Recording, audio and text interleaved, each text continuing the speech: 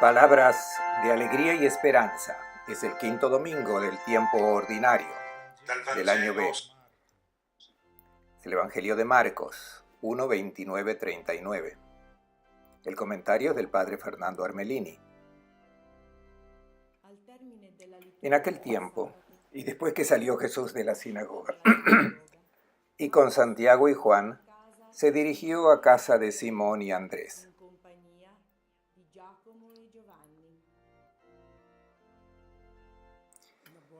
Un buen domingo para todos. La semana pasada el texto evangélico nos contaba los primeros pasos del pequeño grupo que se había comenzado a formar y a seguir a Jesús, el Cordero indicado por el Bautista.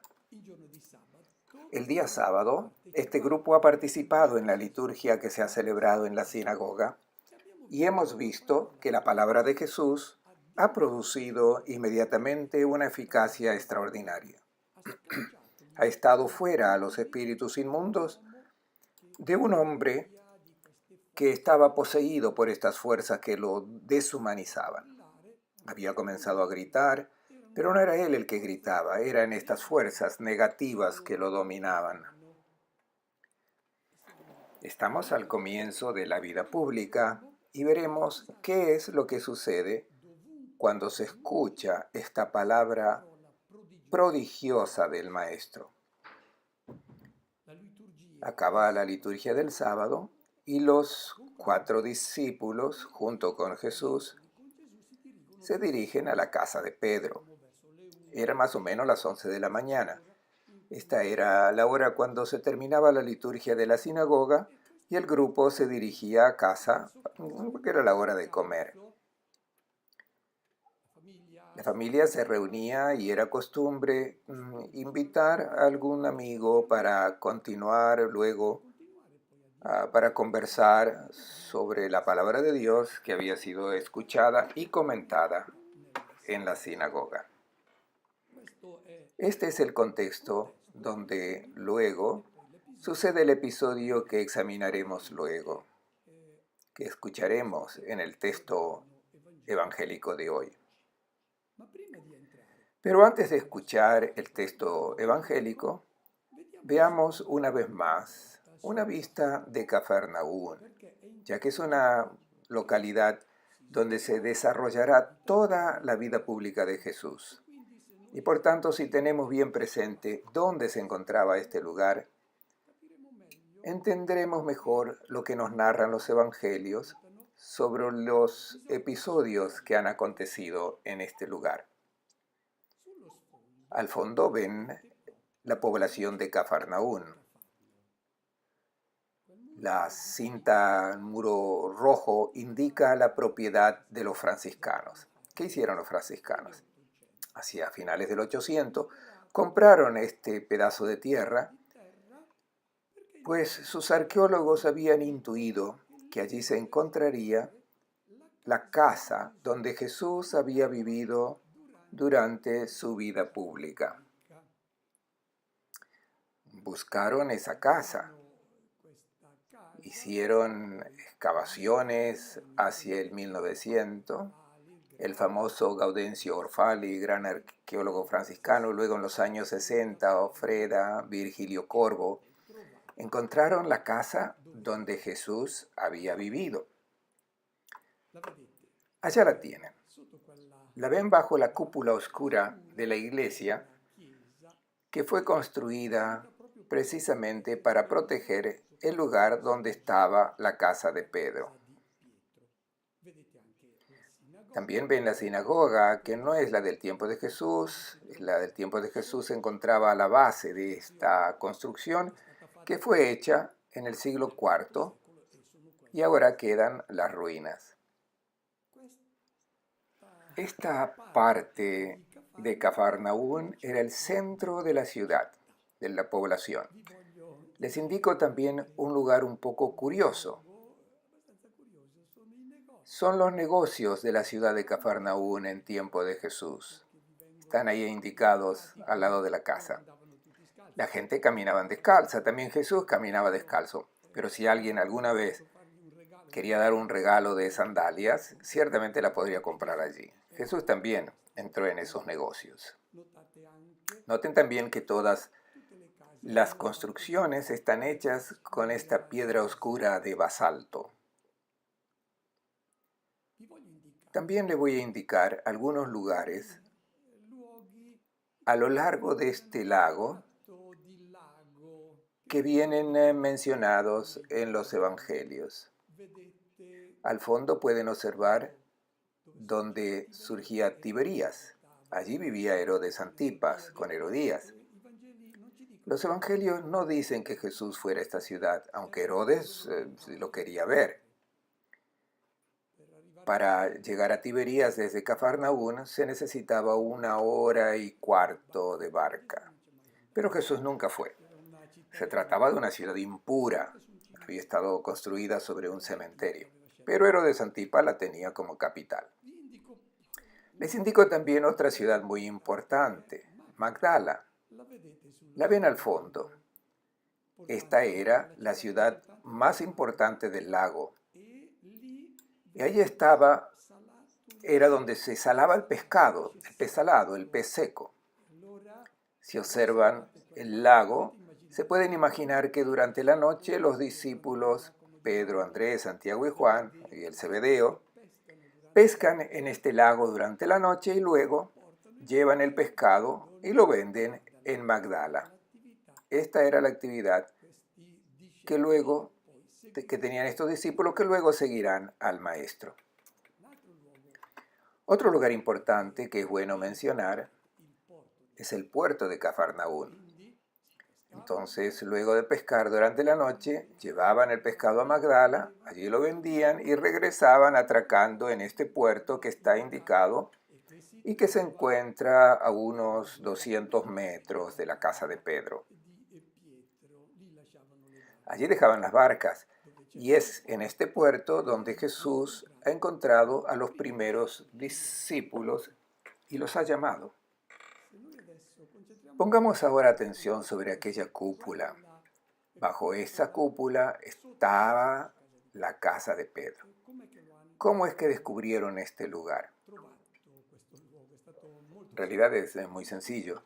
Con las primeras excavaciones que hicieron, descubrieron los fundamentos de una iglesia octogonal. Los arqueólogos comprendieron inmediatamente que se trataba de una iglesia bizantina. Si la han construido allí, quiere decir que debajo había un lugar que era venerado.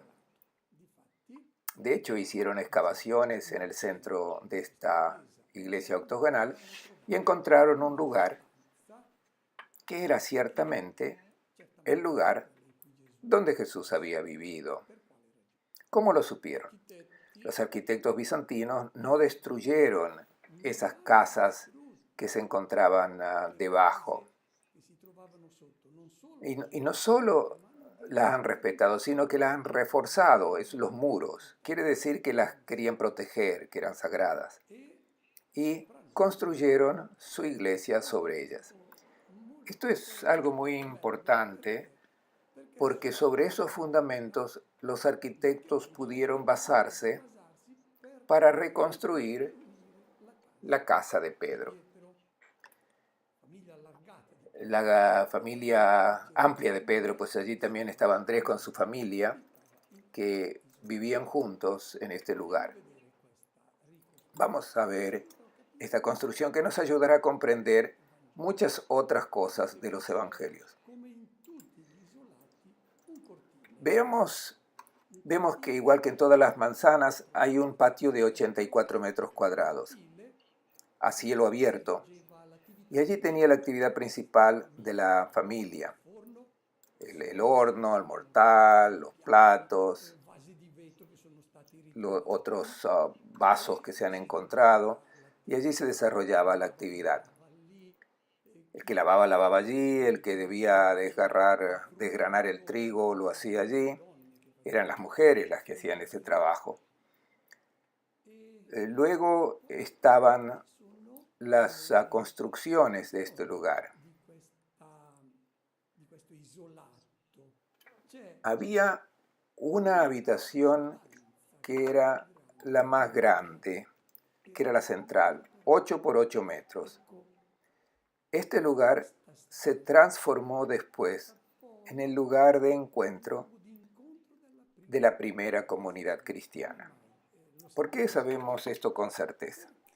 Porque han encontrado al interior, y encontraron como tres capas, cada vez con decoraciones más ricas y bellas, y observando este entorno, han encontrado 175 inscripciones, grafitos dejados por los peregrinos que llegaban de todo el mundo para visitar esta casa.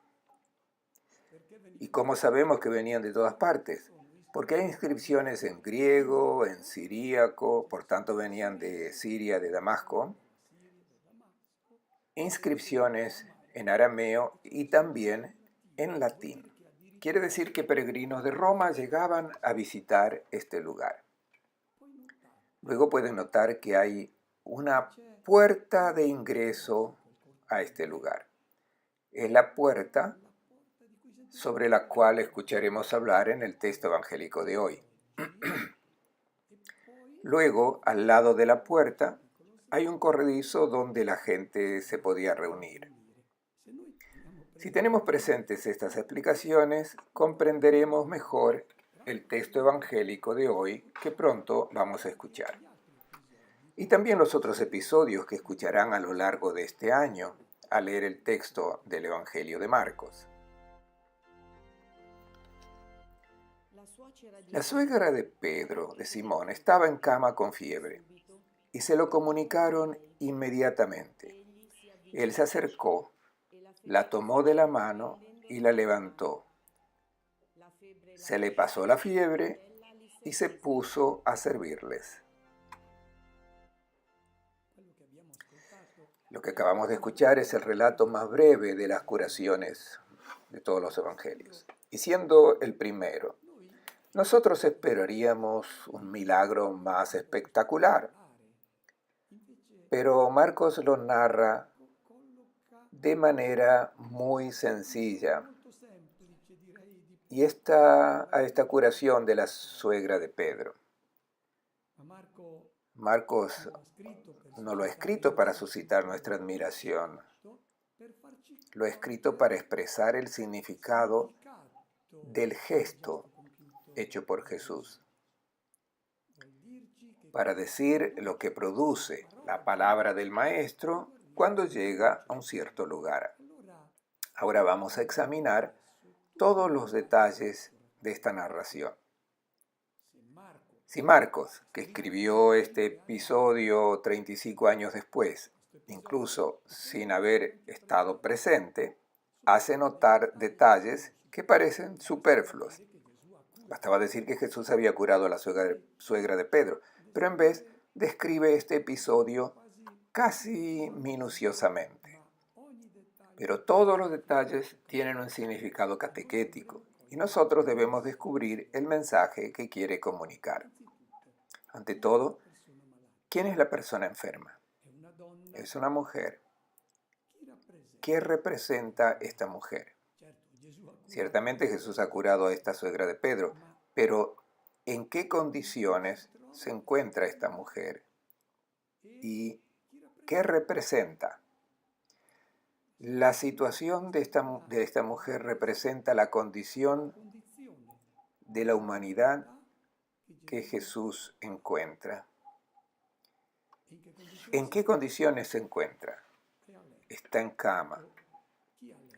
El que está en cama está bloqueado, no puede hacer nada, no trabaja, no puede moverse, no es útil, sino al contrario es una carga para los demás.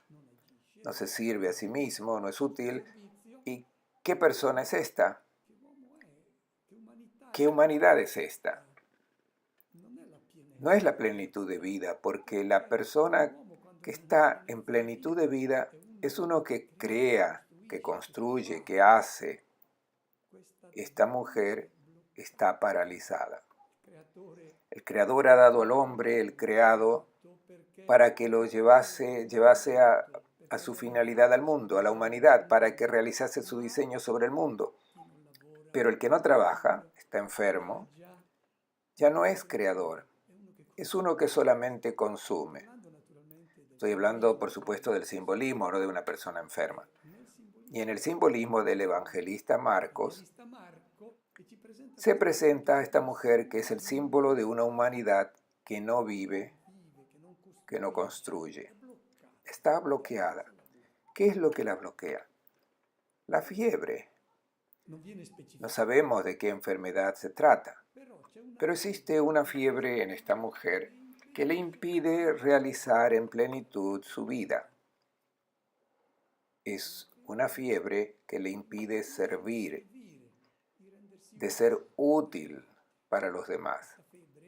Esta fiebre es imagen del mal que inmoviliza a la persona, que lo deshumaniza porque bloquea en él la capacidad de amar, la capacidad de servir al hermano. Esta fiebre tiene un nombre, esta fuerza que impide hacer algo útil para los demás. Es el relegamiento sobre sí mismo, el egoísmo, el relegamiento sobre los propios intereses, los propios asuntos. Y es esta fiebre la que deshumaniza a la gente y que deshumaniza también a la humanidad, ya que si uno bloquea la capacidad de amar, no es persona, porque lo que caracteriza a la persona, a diferencia del prehumano, es la atención a los demás, el servicio a los demás, el amor.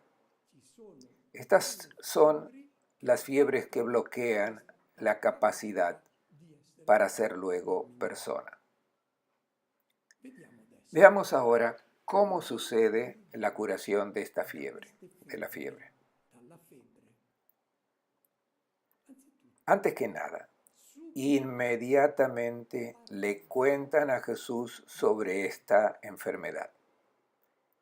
Es necesario ver, examinar la enfermedad juntamente con él.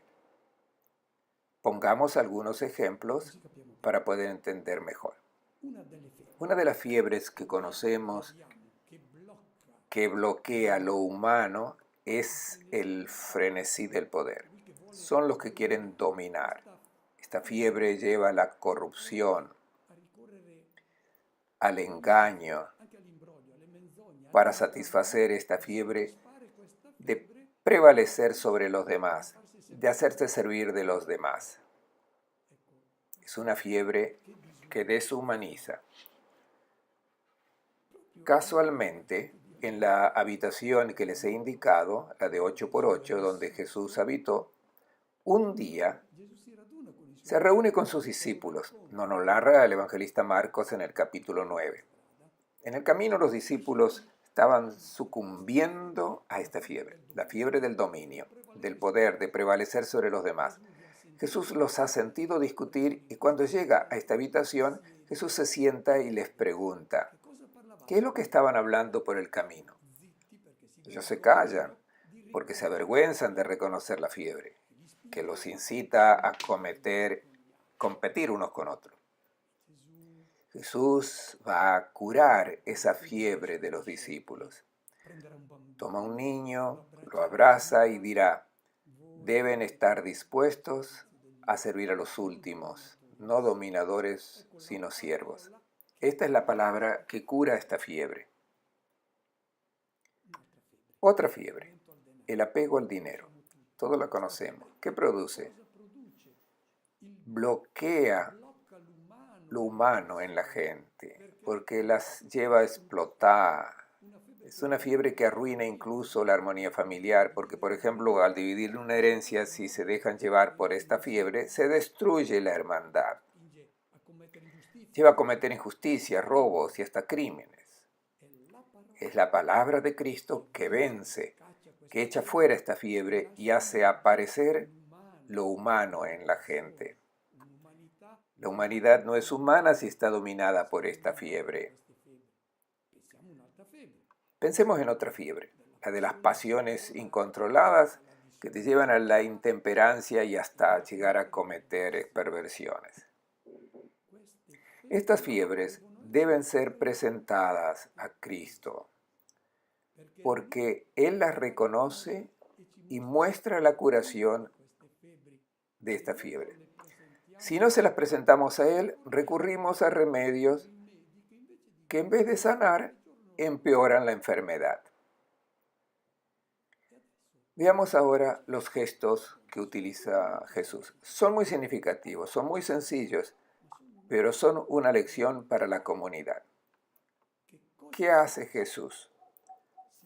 Se acerca, no se aleja, no tiene miedo, no se pone a imprecar contra la enfermedad. Es lo que nosotros hacemos muchas veces. En vez de sanarla con aquella palabra, nos limitamos a imprecar contra los males del mundo. Jesús no hace eso. Se acerca. Es la humanidad, esta es su condición y necesita de su intervención para curar esta fiebre. Jesús no se hace a un lado de frente a nuestro mal porque ha venido a dar inicio a una humanidad nueva. Y esta es la humanidad que Él encuentra. Debemos estar atentos para no lamentarnos de la humanidad que Jesús amó y que quiso transformar y humanizar. Notemos que no es nuestra bondad lo que atrae a Jesús, es nuestra necesidad para ser feliz. Nos quiere salvar de todas nuestras fiebres que nos hacen ser incapaz de ser personas, o sea, para estar al servicio de los hermanos. Segundo detalle, luego que se avecinó al problema, extendió la mano. Es importante el verbo que se utiliza, egeirein, que significa hacer resurgir. Lo que Jesús encontró fue una humanidad muerta porque no sabía amar, estaba poseída de la fiebre, entonces la hace levantar. Tercer detalle, la toma de la mano. Quiere decir la comunión, el contacto con su persona. Quiere decir que dejarse acompañar por Él la eleva de la cama, de la pereza, de la debilidad, de la incapacidad de servir. Es necesario que nos dejemos tomar de la mano de Jesús. La mano significa nuestra actividad.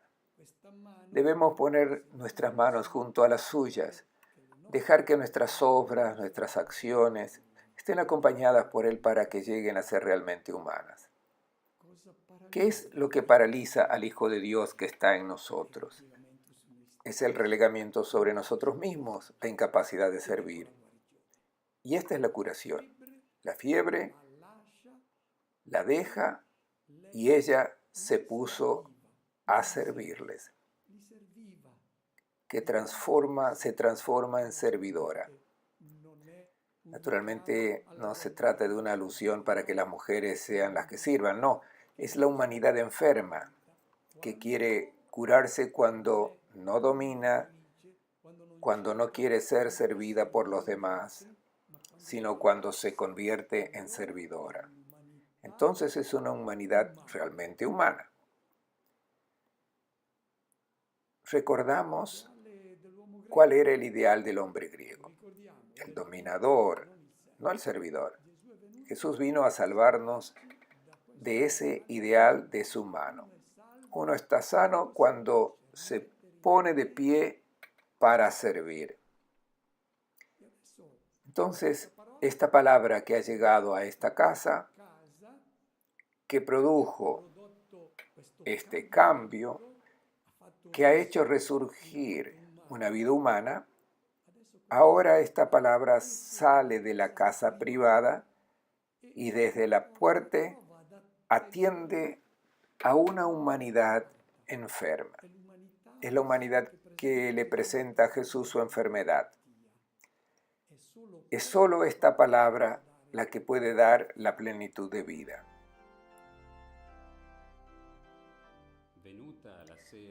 Al atardecer, cuando se puso el sol, Le llevaron toda clase de enfermos y endemoniados. Toda la población se agolpaba a la puerta. Él sanó a muchos enfermos de dolencias diversas y expulsó a muchos demonios, pero a estos no le permitía hablar porque sabían quién era él. Durante el sábado la gente ha respetado la norma que prohibía moverse, cargar peso, curar a los enfermos, pero al atardecer, por tanto al comienzo del nuevo día, comienzan todos a moverse y llevan a Jesús a sus enfermos y los conducen delante de la puerta. He indicado anteriormente dónde estaba esta puerta. Delante de esa habitación de 80 metros cuadrados estaba la puerta que daba a la calle y llevaba después a la sinagoga. Bien. La gente se reúne frente a esa puerta. Saben que dentro de esa casa hay una palabra que es prodigiosa y por tanto esperan que de esa puerta salga la palabra que sana todas las fiebres de la humanidad. Es la imagen de la realidad de nuestra iglesia, de la casa de Pedro, que representa a la comunidad cristiana. Ya lo dije en la presentación, que era precisamente en esa casa donde se reunía la comunidad. Es la imagen de la humanidad que acude para que de esa puerta salga la palabra del Maestro, capaz de curar las fiebres que deshumanizan a nuestro mundo. Llevan a los enfermos. Es la humanidad que presenta a la palabra del Evangelio su propia condición. Traen a los enfermos, los leprosos.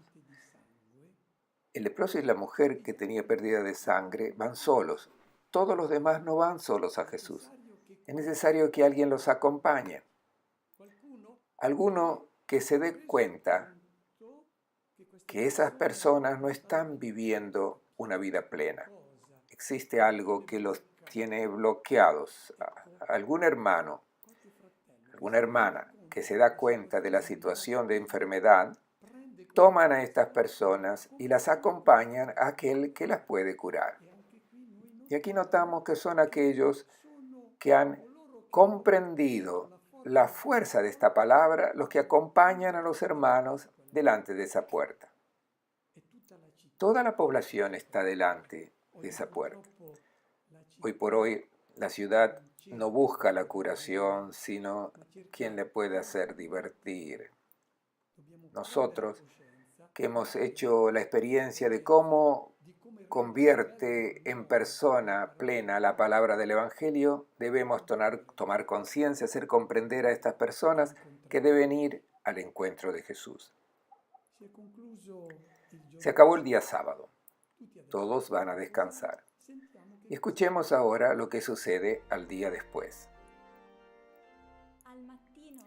Muy de madrugada se levantó, salió y se dirigió a un lugar despoblado donde estuvo orando. Simón y sus compañeros salieron tras él y cuando lo alcanzaron le dijeron: «Todos te están buscando». Les respondió: «Vámonos de aquí a los pueblos vecinos para predicar también allí, pues a eso he venido». Y fue predicando en las sinagogas de toda Galilea, predicando en sus sinagogas y expulsando demonios. Concluyó el sábado y de madrugada Jesús se levanta temprano. Sabemos que la noche es para dormir. Cuando se duerme, no se está en contacto con los rumores, con las personas. Se encuentra ahora en la soledad de cara al Creador. El silencio nos lleva a enfrentarnos con lo esencial, con los interrogantes profundos de nuestra vida, con lo que cuenta, con el sentido verdadero de nuestra existencia. Algunos tienen miedo a estos momentos porque llevan una vida consumista, o sea, que gastan su tiempo tratando de obtener el máximo del placer, de las satisfacciones. No se preocupan de construir algo que permanezca, algo que tenga realmente sentido en sus vidas. Y encontramos a Jesús que nos muestra el verdadero hombre. El hombre verdadero da comienzo a su jornada poniéndose en presencia con el Padre, con el proyecto que el Padre del cielo tiene sobre su vida. Esta es la oración. Jesús se levanta por la mañana y lo primero que hace no es comenzar a hacer cosas, es preguntar, interrogar al Padre, porque con su luz quiere ver el camino que debe seguir ese día. Este es el hombre Jesús. Y Pedro, que a este hombre lo ve de manera diferente, ve y busca al hombre de éxito, y cuando de mañana encuentra probablemente frente a esa puerta la gente reunida, la búsqueda de Jesús, va en busca el maestro. Lo busca pero no está. El verbo griego es interesante, katadioko, que significa ir a buscarlo, pues lo quiere llevar hacia su proyecto, que es el del éxito, el del triunfo. Se trata de la primera incomprensión de Pedro, que quiere realizar su propio sueño y servirse de Jesús para obtener este objetivo. Va en busca de Jesús y lo encuentra y le dice: todos te están buscando. La respuesta de Jesús: vayámonos de aquí a los pueblos vecinos para que yo pueda predicar allá. Y para esto es que salgo de Cafarnaún. Allí la palabra ha mostrado su eficacia. Ahora debemos ir a todos los otros pueblos para mostrar esta palabra, para que recibiéndola, la humanidad nueva pueda germinar. Y el texto evangélico concluye diciendo que Jesús fue a toda la Galilea, predicando en las sinagogas, y el resultado es expulsar todos los demonios que le impiden a la persona su propia realización. Les deseo a todos un buen domingo y una buena semana.